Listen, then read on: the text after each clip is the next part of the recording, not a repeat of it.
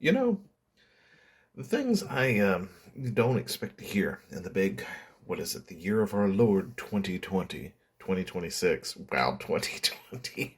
It's too early for me. Anyway, yeah, things I don't expect to hear in the year of 2026 is drama when it comes to Mass Effect Andromeda, of all things. And part of me is just like, that game came out in like 2027 or 2017. Jeez, I cannot do anything this morning. 2027, 2020. Anyway, it came out in 2017, right? It's getting to be a kind of an old game at this point. What was it? Yeah, it's almost like a good almost 10 years old or something right now. And I can't math, so I could be wrong. Who knows? But it's an old game at this point, so it's not something you expect to actually hear anything about. Anyway, so we're talking about Mass Effect Andromeda. So yeah, grab yourself some coffee, sit back, relax, and let's get into it, shall we? So we got PC Gamer here. Mass Effect Andromeda actor says the game got a bum rep from CHUDS and was done dirty by a publisher expecting too much from it. You know what? At least he's partially right. I do believe that the publisher did push this game out way sooner than it should have been. For those of you who weren't around for the Mass Effect thing, or whatever, don't remember it for various things, Mass Effect was a trilogy that a lot of people absolutely love. They still love it to this day. I think they're working on a TV show was announced, which I'm sure they're going to completely butcher it somehow, some way. I thought it was a joke, but I guess it's going to be a reality thing. So yeah, they're going to absolutely butcher that TV show like they have butchered every other game adaptation lately. Which, it's one of those things. It's like, the formula is really simple. Did you see what the Sonic guys did when they made the Sonic movie? You see what Nintendo's doing when they're making the Mario movie and they're working on the Zelda movie, and they're probably going to follow suit doing the same thing. If you copied that formula, you would have an award-winning TV show, right?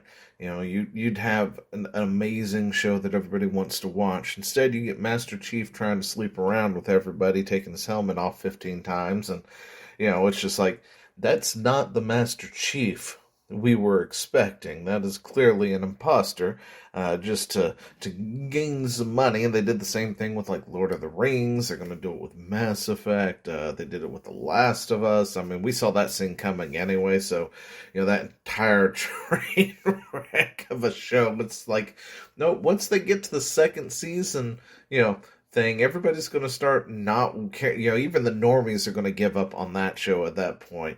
They did like a whole 2 or 3 episodes about a couple of gay characters that had nothing to do with Jack when it came to the games and stuff. And yeah, it was a complete waste of time. But hey, what do I know?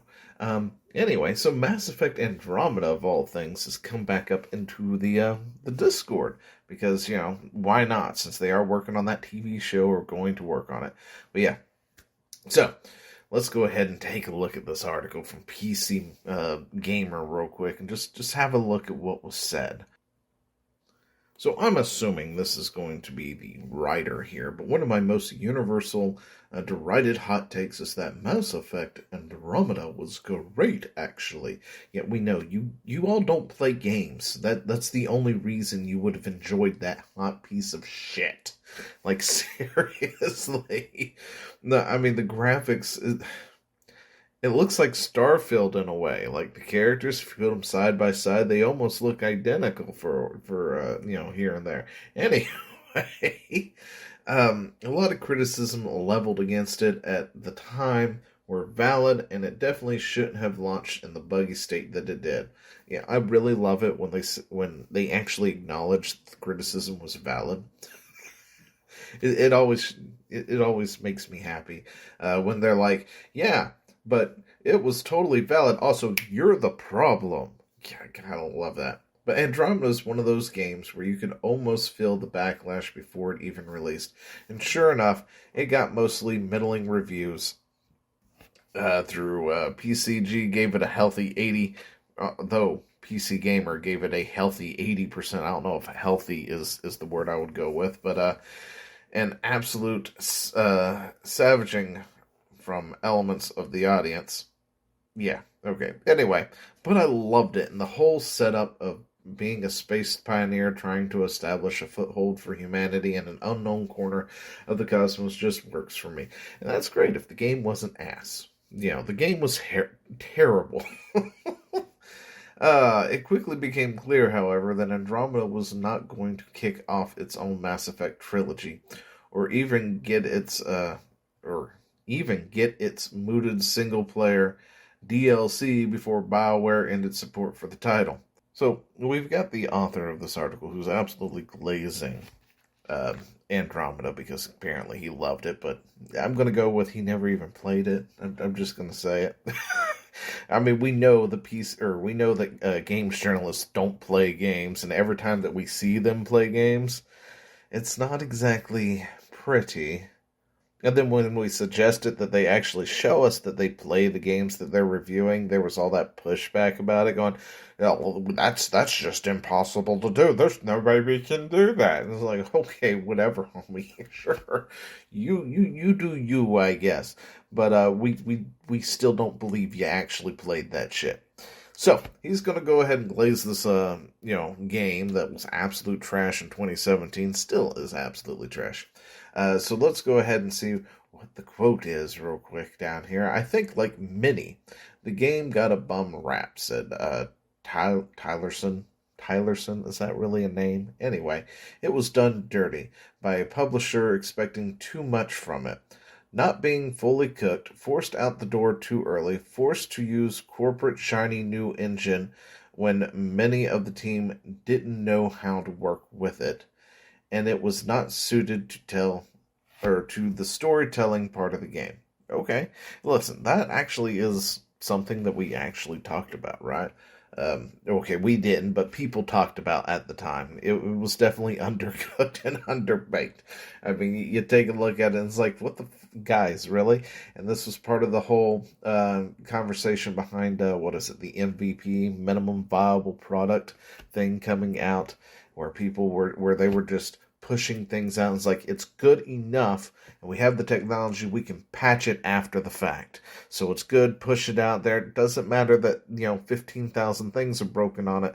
We'll patch it. Everybody's going to be happy. But it also caused Andromeda to practically kill the Mass Effect series. That's why you haven't heard anything from it until just recently, because Andromeda, for the most part, practically killed that series. But anyway, on top of that, it was released to a very toxic atmosphere online, somewhere else in the gaming space, says Tylerson. It quickly became the punching bag of the week for online CHUDS for views and clicks. Yeah, well, guess what? It's now becoming the punching bag again for at least a day while we laugh at that horrendous take of yours. Their love of hate sealed the deal. There was no love for hate. Listen, when it came, let me finish reading this. What saddens me is that this would not be the last time I was in a Project Doom. I hate picking a game for punching bag of the week. I also worked on Highguard. Listen, we don't pick games to be punching bags, okay? We look at the game, we say that looks like shit, then we voice our opinions on it because that's what we do, and then whether or not the developer actually listens to those opinions is up to them, and when they don't, you get a Highguard or a Concord that just gets shut down shortly after it is released, because, that stuff was avoidable. All of it was avoidable. They just had to listen to the gamers, but that's right. If I remember correctly, what was it, Jeff? Hey, Future Zeo here. And, Jeff Kaplan. Jeff Kaplan, the guy from Blizzard, the guy who said, F you, we don't want to hear it if you have anything negative to say about a game we haven't played and stuff, because you clearly have no idea what you're talking about. That Jeff Kaplan. Yeah. Sorry about that. Apparently I say Keeley a lot because I, for whatever reason, mix up their names. Sorry about that, Keeley. Keeley said, if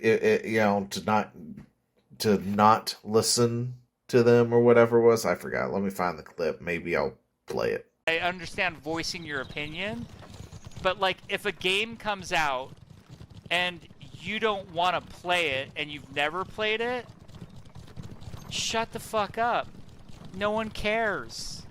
But yeah, when it came to Mass Effect, there was no real toxicity or toxic atmosphere, as you put it, when it came to Mass Effect. Like, people were looking forward to Andromeda. Everybody loved Mass Effect 3, or I'm sorry, the Mass Effect trilogy.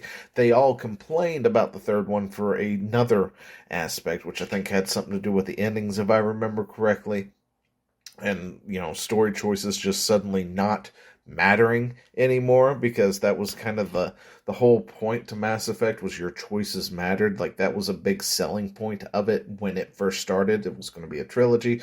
Your choices would carry over from disc to disc and stuff like that, from save to save. And there was a screw up there near the end that people were like, guys, really? And they got very passionate and upset about. But yeah, I remember people absolutely couldn't wait for Andromeda, and then Andromeda dropped, and it was just like, what? I'm sorry, what's this shit? What the hell? And yes, so they did, I think they developed it on the Frostbite engine, I think, while the original trilogy was on the Unreal engine, right? The earlier versions of the Unreal, or something like that. So they did do an engine change, and Ubisoft, EA, sorry, whoever it was who owned Mass Effect at the time was pushing that Frostbite engine. So that was a big issue as well when it came to gameplay not wanting to come together like the puzzle it should have been. But the game itself was shit. Everybody was looking forward to it. And this guy here, he is absolutely salty at the fact that he worked on High Guard. And that's like the second game that just completely crushed. I'm curious to know what else this guy's other work is, because for surely he's done more work since Mass Effect Andromeda 2 High Guard. There's got to be something else there that he could praise and bring up. But he's clearly salty at the fact that High Guard just got completely destroyed out the gate. But hey, if these companies would, I don't know, maybe listen to their developers a little bit, because that's part of the problem too, right? Like, they can sit there and tell you this is not ready, and you've got people higher up in the company going, nope, it's got to go now, right? So you've got that problem there, but you also got the problem where you've got gamers, the people who are looking forward to this, who will tell you straight up what it is that they want. And then you just go, yeah, you don't know what you're talking about. Fuck off. We're gonna do what we want to do. Then you do throw it out the door, whether it's been pushed out or you put it out on the time scale that you want to, and then it flops, and then you're just like, oh, the toxic negativity on your lines and the YouTubers and stuff. It was their fault. We made a shit game. And as a result, your shit game failed outside the gate, as it should. Anyway, let me know what you think down in the comments below, and I will talk to you later.